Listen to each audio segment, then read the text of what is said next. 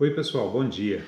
Clientelismo é a troca de favores entre aqueles que detêm o poder político e quem vota, ou seja, os políticos à frente dos estados e dos municípios. Essa troca de favores não teria problema nenhum se ela fosse através da realização de políticas públicas, ou seja, eu atendo a necessidade de um determinado bairro, pavimentando esse bairro, levando uma praça, ou atendo à reivindicação de uma categoria profissional e, consequentemente, recebo o apoio desses eleitores. Mas no clientelismo não é assim.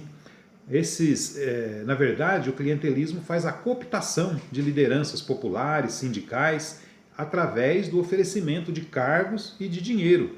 E a pessoa acaba vendendo o que existe de mais precioso no ser humano, que é a sua consciência, a sua alma, a sua opinião sobre a realidade, em troca desses favores. E acaba convencendo os demais, que talvez não tenham uma opinião política clara, tenha uma fragilidade no conhecimento do que é política e na participação social, e essas pessoas são beneficiadas, ou seja, através da prática clientelista, os estados são formados e ficam muitas vezes à mercê desses políticos que barganham esses cargos e ao invés de atender os reais interesses da população.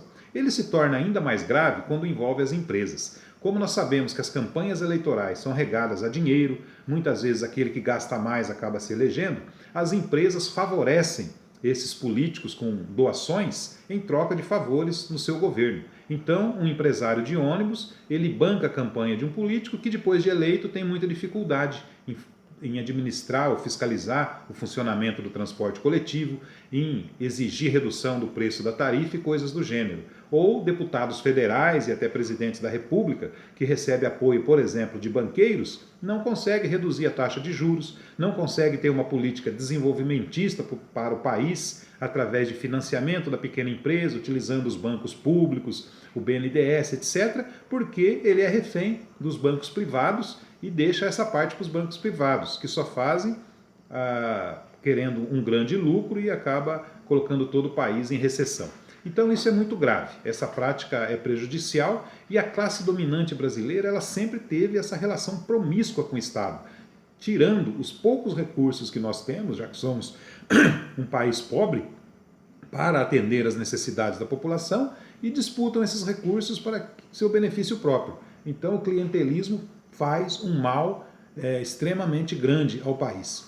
Tem um outro aspecto do clientelismo que é bem exemplificado nesta obra do professor Josué de Castro, A Elite do Atraso, que é a promiscuidade que é aquela elite técnica, não os grandes empresários, mas aquele setor da classe dominante, a classe alta, da elite, né, que é especializada em alguma técnica. E ela, ao invés de colocar essa técnica também à disposição da população, acaba servindo a esses interesses obscuros. Vou dar alguns exemplos. Por que é tão difícil combater o desmatamento na Amazônia?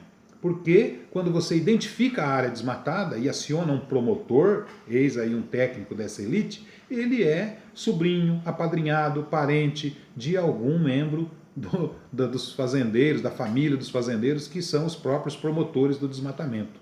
Ou quando uma empresa está desrespeitando alguma legislação trabalhista e aquele promotor, aquele delegado responsável por apurar aquilo lá, também tem ligações com esse empresário.